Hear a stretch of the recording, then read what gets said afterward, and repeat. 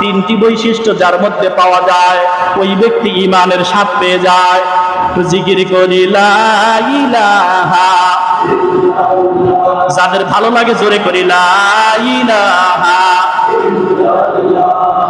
সুবহানাল্লাহ আলহামদুলিল্লাহ লা ইলাহা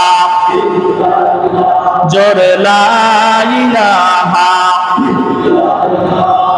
লা ইলাহা ইল্লাল্লাহু মুহাম্মাদুর রাসূলুল্লাহ সাল্লাল্লাহু। পৃথিবীর সবচাইতে বেশি ভালোবাসতে হবে কাকে? কথা বলে না, বুঝাইতেই মনে হয় পারি নাই। পৃথিবীর সব থেকে বেশি ভালোবাসা লাগবে কাকে? আল্লাহ এবং তার রসুলকে। বেশি ভালোবাসা লাগবে কাকে? আল্লাহ এবং আল্লাহ রসুলকে। এবার এইটা জবান দিয়ে যদি আপনি জাস্টিফাই করেন, আল্লাহ এবং আল্লাহ রসুলের পথে কতটুকু সময় ব্যয় করেন, আর নিজের পরিবারের পিছনে কত সময় ব্যয় করেন, নিজের কামাই বাণিজ্য রোজগারের পিছনে কত সময় ব্যয় করেন, চিন্তা করে দেখেন যে আপনি ঈমানওয়ালা হয়েছেন নাকি অন্য কিছু। আমি বলবো না। আমার ভাইয়েরা, নিজে নিজে গবেষণা করবেন, চিন্তা করবেন আসলে আমার দপ্তর, আমার মনটা কোন দপ্তরে আছে। তখন দেখবেন ঈমানের ভিতরে একটা নূর এসে যাবে। এটাকে বলা হয় আত্মসমালোচনা, আত্মশুদ্ধি। নিজে নিজে নিজে নিজে আত্মসমালোচনা করা। আমি কি করতেছি, আমি যা করতেছি সারাদিনে কতটুকু নেকের কাজ করলাম, কতটুকু গুনাহের কাজ করলাম।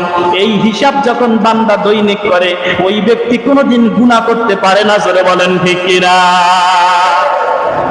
সালাসাতু মান কুন্না ফীহি ওয়াজাবা বিহিন্না হালাওয়াতাল ঈমান। আল্লাহর নবী, বিশ্ব নবী জানাইছেন তিনটি বৈশিষ্ট্য যার মধ্যে থাকবে ঈমানের স্বাদ পেয়ে যাবে। প্রথম নম্বরে আহাব্বু ফিল্লাহি ওয়া রাসূলিহি, আল্লাহ এবং আল্লাহর রাসূলকে পৃথিবীর সব থেকে বেশি ভালোবাসা রাখবে।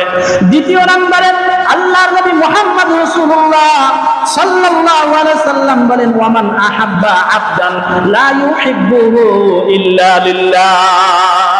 এই যে যুবক বললাম, আমি যদি কাউকে ভালোবাসি আল্লাহর জন্য ভালোবাসবো, কাউকে যদি ঘৃণা করি সেটাও আল্লাহর জন্য করব। জোরে বলেন ঠিক কিনা?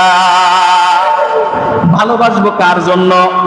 হুজুরকে ভালোবাসবো কার জন্য? আলেমকে ভালোবাসবো কার জন্য? মুরব্বীদেরকে ভালোবাসবো, বাবা মাকে ভালোবাসবো কার জন্য? কথা বলে না, কার জন্য?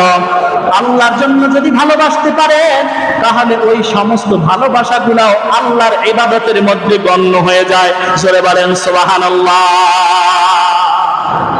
আহাব্বু ফিল্লাহি, যদি কাউকে ভালোবাসি আল্লাহর জন্য, তাকায় দেখেন বহুদূর থেকে আমি এসেছি।